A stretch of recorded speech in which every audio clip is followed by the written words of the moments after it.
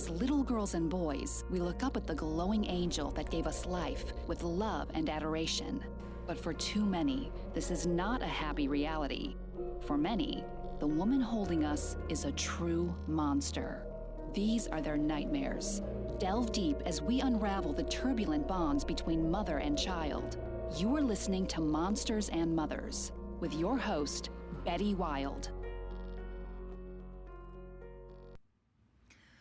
While the world was beginning its confusion of what was about to change everyone's life forever due to the spread of the coronavirus, a little boy named Gannon Stauch, who was only 11 years old, was allegedly murdered by his stepmother, Leticia Stauch. And this is his story. First, I want to say thank you to everyone who has downloaded Monsters and Mothers. I am so excited at the response, and we are now starting season 2. From the beginning, people did not think Leticia was guilty, and groups were forming in her defense, and there was also groups forming against her.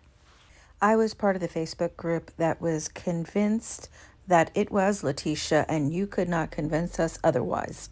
We just knew it. We had this feeling that Gannon was reaching out to us. Every time Leticia popped up on the screen, my skin crawled. I knew it was her. And at the time, everyone was still defending her. And God forbid you spoke against the group. You were attacked. And what I noticed is that Gannon reached out to so many people. And I realized that we were all just being pulled to solve this case. His spirit reached millions of people. Now, if you haven't heard about the case or seen the participants, let me say, when you first look at the case, your heart goes out to the family. The pain of losing a child is something close to hell. Now, what we first see is a father who's paunchy, not immediately attractive. He's tight-lipped, and you can tell he is very quiet, almost oddly so. People jumped in saying he had to stay quiet, but I could smell a secret being kept. We'll find out later what that secret was. Now, Leticia, the stepmother, she just looked like a greasy version of a dish towel, and you want to lose it every time you see this woman on the screen. From the very beginning, Leticia's behavior was bizarre. She lashed out on social media, insisting Gannon was still alive, and everyone was being mean to her to suggest that she even had anything to do with Gannon's disappearance. She even went so far as to blame Gannon's mom for bad parenting. Now, here in one of her posts on social media, she posted to her account, which is called T-E-E Stauch. I'm going to go ahead and say this so y'all can delete me. No desperation here, just to show how dumb people are. It's well with my soul, but I've had enough of the lies and threats. Most of y'all in these speculation groups are delusional. She felt the pressure of all the Facebook groups at the time. But they haven't released that because of these wannabe detectives. It's a tactic to keep idiots busy while we find Gannon. Gannon's mom didn't give a shit about him or his sister. This was in a post. While they are searching for Gannon, she's attacking the mother. After less than a week after Gannon's disappearance, Leticia Stauch did a bizarre interview with a local Colorado news station. She stood there being interviewed in front of her house, but refused to face the camera or take off her sunglasses. Here's the interview. I am Leticia Stauch, which is Gannon's stepmother.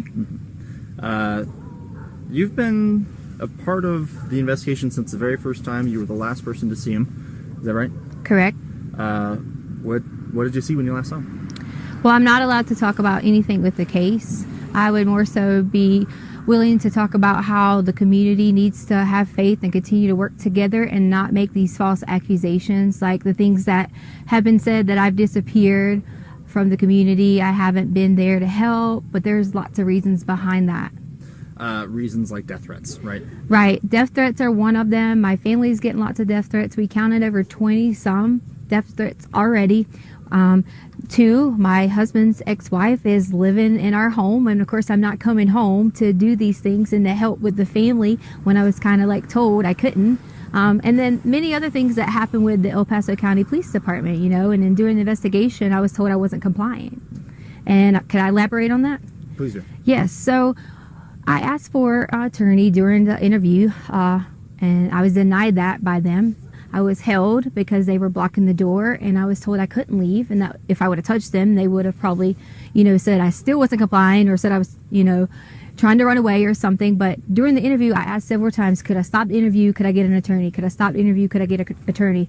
I was denied. I was told I couldn't get nothing to drink. I couldn't go to the bathroom.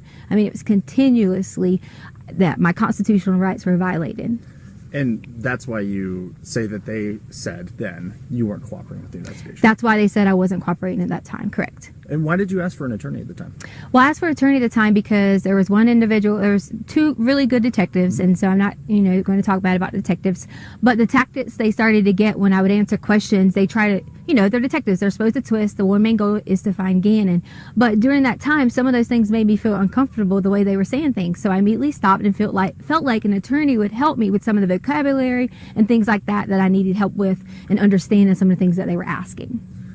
I'm going to shift gears to what has become a huge online presence of people obviously trying to do the right thing, help find Gannon. But at the same time, sometimes it just feels like rumor mongering. Have you seen any of those comments yourself?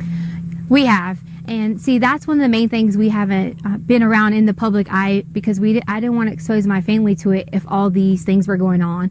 There was comments about Gannon getting pushed off the hike, and there was comments about this, and that's just not true. I took care of Gannon for the last 2 years in our home because his mother didn't want to do it. And I would never, ever hurt this child. And I know there's some questions out there about, okay, so tell me what happens.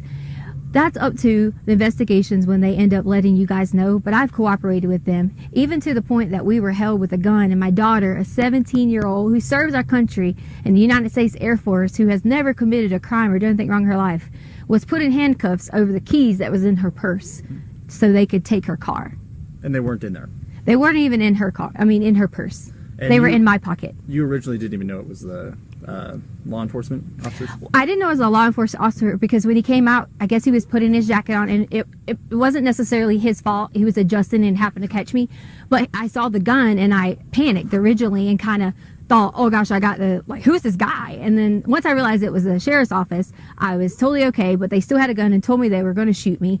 But I was really concerned about my daughter, asking why she was being detained in handcuffs and things like that, when that shouldn't even happen for a child. That shouldn't happen for someone who was standing inside of a store shopping, because we couldn't have any clothes because all of our clothes were here. If we came here and got clothes, we would be harassed. So she went to purchase some underwear and things like that and was put in the handcuffs in the store, and then brought out with men with guns. And that's just not okay. They could have approached me and said, hi, I'm with El Paso County. Can I please get this? Instead of the way that it happened. I'm just going to check your shot. Doing great. I want to make sure that we're still got a recording, still can hear you okay. Okay, yeah, sounds like we're good. Every once in a while my mic will get out, and I want to make sure that's not going to happen here. Okay. I should try and clarify here. Not necessarily crime rates, but the way that people are reacting online to rumors about you with the search. Oh yes, wow. The rumors have gotten so bad.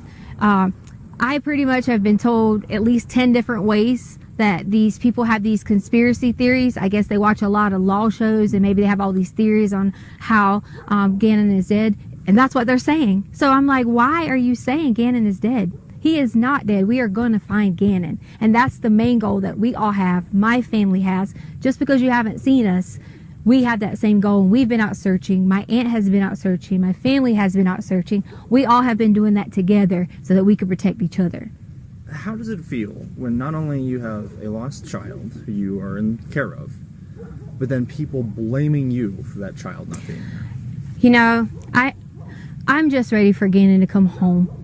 Most importantly, for him to see his family. But second, I am going to be so ecstatic when I'm able to say to people that I hope they have a really sincere apology for all these theories that have came out online, for all the things they said that I have done or people have done. And I just want everyone to know that we're going to find Gannon. And I love him so much. I've helped taking care of him for so long. Can you talk to me a little bit about him? I don't know him. Gannon is so kind, and he loves to play video games. That's one of his favorite things. He loves Sonic and Mario, and You know, he's always helpful, and he was always so helpful with the dogs around the house, and we have 2 little cute dogs, and he was always like a person I could say, Gannon, can you go do this? And he would do it right away. You know, sometimes with kids we have to remind them and things like that, and that's okay, but he was so sweet and able to help anyone. He could notice when you're sick and say, are you okay? And such a kind heart. I know you just said that you can't say anything about the investigation, so you can just say so again if you can't answer this, but is there anything we can hear about the hike? Was there a hike? That just seems like rumors right now. You know what? Could we bring my daughter up here? Because she can go and say that, you know, she came home from work after the hike, and she can verify that Gannon was at our home. Okay, yeah, that's fine with me. If she doesn't want to, that's okay, but you're allowed to ask her. Leticia then posted a video that went viral on YouTube. It's a disturbing video of her getting upset with Gannon for spilling wax on the floor. You can hear him crying in the video, saying he's bleeding. It will make your skin crawl that this helpless little boy has this woman as a caregiver, someone who came into his life and was supposed to love him. Gannon, I promise this is the last time I'm going to ask you. I'm just freaked out, okay? Are you sure you didn't do it on purpose? He did it. Okay, we promise. You promise. On purpose. Pinky promise. Pinky. Okay, all right. So listen. We're gonna have to sell stuff to fix it. Okay. So we figure out what we gotta sell. We can sell the sofa. We can sell whatever, cause we gotta get it fixed. So, lady, don't be mad at us and kick us out of the house. Okay. You got it? Now, according to the leaked affidavit on Sunday, January 26th, Leticia told the police that Gannon knocked over the candle and burned the carpet. But then in a police interview on January 29th, she told the police that she hired a man to come fix it the next day. Maybe she was attempting to back up her story.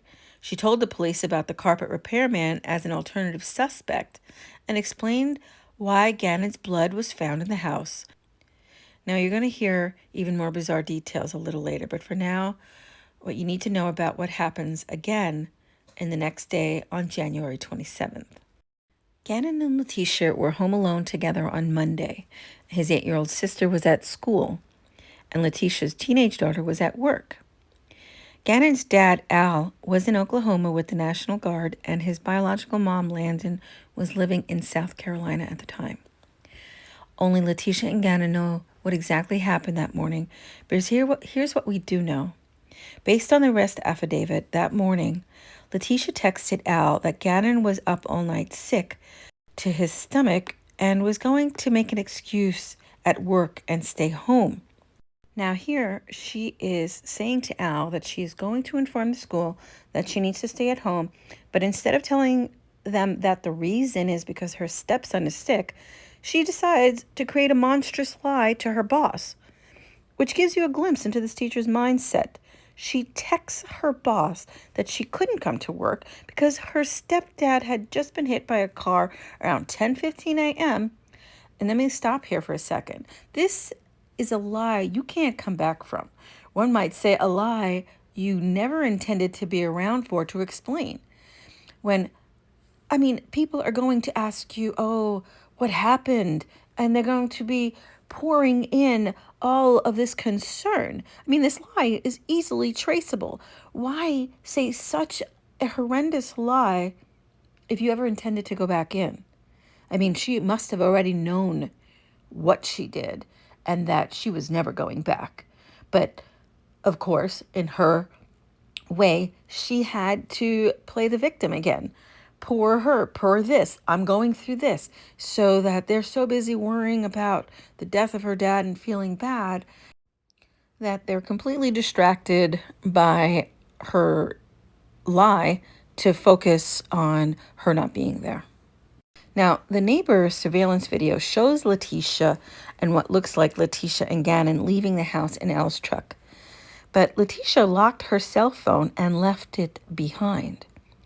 The affidavit pointed out that because Leticia used her phone nonstop and posted to Facebook and Instagram so much that it was very unusual for her to have locked her phone in it for it to be unused and left at home.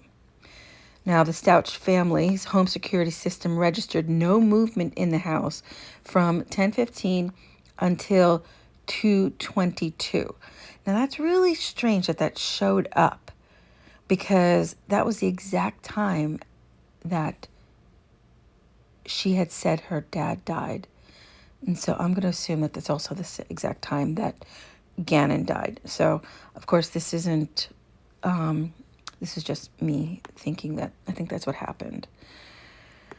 Okay, so her cell phone wasn't unlocked until 2:45, which is actually when she arrived back home. When they got home, the security system showed movement upstairs and a lot of movement in the basement, and this is where Gannon's bedroom was. Police believe that Gannon was killed based on the amount of evidence found there. They discovered blood soaked through his mattress, the rug, the carpet pad, and the stain on the concrete under his bed. They found blood on his bedroom walls and a few other places in the house. Now, based on the autopsy's results, they said that a gun and a knife and a blunt instrument was used to kill him. By the time Leticia's 8-year-old stepdaughter came home from school at 3:15, Gannon was already dead. Leticia told her to go outside and play because Gannon was in bed resting. And less than 2 hours later, Leticia texted her teenage daughter to go to the dollar store, pick up carpet cleaner, vinegar, trash bags, and baking soda. I mean, this is definitely like your basic murder scene cleanup supplies. Okay. And at 7 o'clock that night, Leticia called 911 to report Gannon missing. She told police he went to a friend's house around 3 o'clock and never came home. To quote the affidavit, her story dramatically changes multiple times over the following days. The next morning, Gannon's dad, Al, came back to town. And when Leticia drove to the airport to pick him up, police believed Gannon's body was in the trunk of her car. She parked at the short-term parking lot and rented a car to pick up Al and drive him home. You're probably wondering what her explanation was. Did she tell her husband her car was broken or stolen? No. She told him her car wasn't in the garage because she parked it nearby at an elementary school, and that she rented a car to pick him up because she thought that they could go looking for Gannon in a car he wouldn't recognize, so he wouldn't think that he was in any trouble and run away. Now, me as a mom, I'm like, what? No, what the frick? I mean, what the fucking hell? Why the hell is a child that scared that the sight of you would send them running? I mean, I'd want to know what the hell is going on that, someone who I trust with my child has to play these, Mission Impossible tactics to retrieve my child. Now, at 7 o'clock that same night, she drove back to the airport to pick up her car. She turned off her phone again and drove Gannon's body to a remote area near Palmer Lake, Colorado. Using tracking information from her car, police found a particle board with Gannon's DNA on it in that area on February 15th. She returned the rental car the next morning, and here's a very strange thing about that rental car company. Police got a hold of the car that she rented before anyone else can get to it, and they found blood in the trunk. Now, this blood, it was actually a match to a male, but it wasn't a match to Gannon. So this car rental company has seen some things. Now, police suspected Leticia from the very beginning. On March 2nd, she was arrested in Myrtle Beach, South Carolina for first-degree murder and other charges. But it wasn't until March 17th when a road crew in Pace, Florida, found a suitcase thrown off the side of the road on Highway 90. What was left of Gannon's body was inside. His body traveled more than 1,000 miles before she dumped him on her way to Myrtle Beach. Leticia has a long history of lying and blaming anyone and everyone for Gannon's murder. On September 3rd, she told in her interview that she had been covering for the real killers, hoping that the full truth that's not sugar-coated would come out. She said Al owed someone named Edgar money and that Edgar took Gannon, but then in the same conversation, she contradicts herself and points the finger at Al instead. She said Al should be here for manslaughter because it was on January 28th, and that's why the police didn't have anything. Albert came in on the 28th from the airport, like in a moment of rage. I mean, I could be on the low end and I could say, he should be here for murder, but I'm not. I'm saying that it should be, I guess, manslaughter would be the thing. And then she keeps running with this new story saying, Albert made a stupid decision. It wasn't, a good situation. So, he told me a story to tell the police, and I just don't know what to say. She said she was scared of Al because he told her that he would pull some strings if she didn't snitch. In May, she complained that she might have PTSD because of her case, saying, you have plenty of time to sit in here and actually breathe and be able to process it. And because I haven't even went through the emotions of it all, And at the end of February, before she was arrested, she tried scheduling an interview with Nancy Grace to prove her innocence. Oh my God, I would have loved to have been there for that. She said she passed an independent polygraph test. But when police looked into it, they learned that Leticia bought that independent polygraph test from a site called fakepolygraph.com. And you're going to love this. The people at fakepolygraph.com took one look at the questions she created and refused to send her the results. So she asked them, why? And take a look at this conversation she had with the customer service rep, her. So what do you do now? Just delete it and go on about life and keep the money? Him. Yes, we do indeed. Her. Okay, gotcha. Thank you. Goodbye. And then they gave that polygraph to the police. 2 days later, after she reported Gannon missing, the police asked her to come in and answer some questions. To start things off, she was 2 hours late. She also brought notes with her and kept checking them during the interview. I guess she probably needed them by now to keep track of her story because her story took another major turn. On that day, she told detectives that she was raped at gunpoint by a man named Eduardo. She said she hired him to come over to fix a carpet that Gannon had burned when he knocked over the candle. But after raping her, he hit her on the head, kidnapped Gannon while she was passed out. So they asked her if she wanted to be examined for a rape test kit, and she said no. Then police told her that they had a warrant for her DNA. So what did she do? She faked a panic attack and was taken to the hospital. Now, to quote the leaked affidavit again, Leticia had a miraculous recovery and managed to leave the hospital without giving up her DNA. Over the next few weeks, she changed her story a few more times. She told her husband she was raped by a different man, and this time the man just laid down in front of her car, and then when she went and she stopped, he jumped in and attacked her and Gannon. Coincidentally, though, this was happening in the same area near Palmer Lake where Gannon's DNA was found. She repeatedly reached out to police asking if she was a suspect as well, and then offering explanations for why Gannon's blood might be found in the house.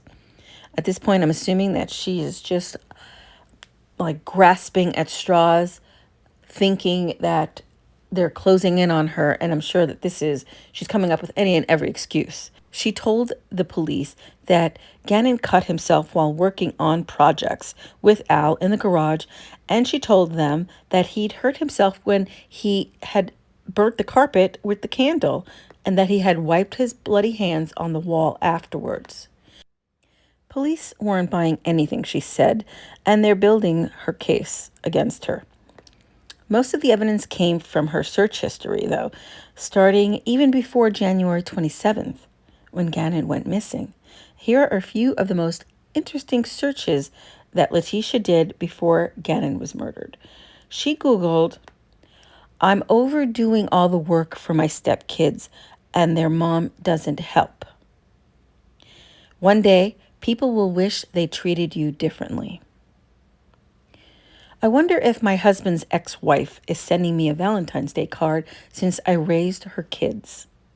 It's crappy some parents don't care for their kids or buy them presents.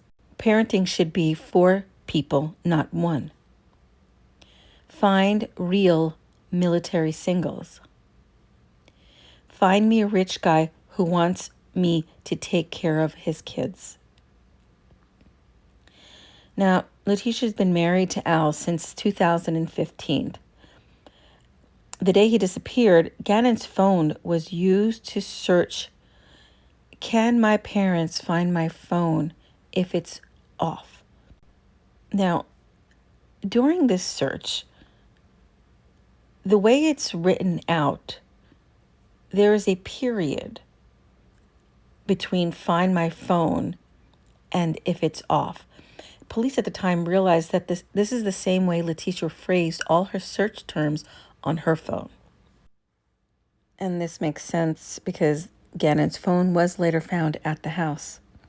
Okay, now Leticia has tried escaping justice a few times in a few different ways when she was being returned to Colorado to stand trial. She slipped out of her handcuffs near Kansas City and attacked one of the deputies guarding her. She didn't get too far. Her master plan at El Paso County Jail involved using a broom handle and the help of a fellow inmate to bust out through a cell window.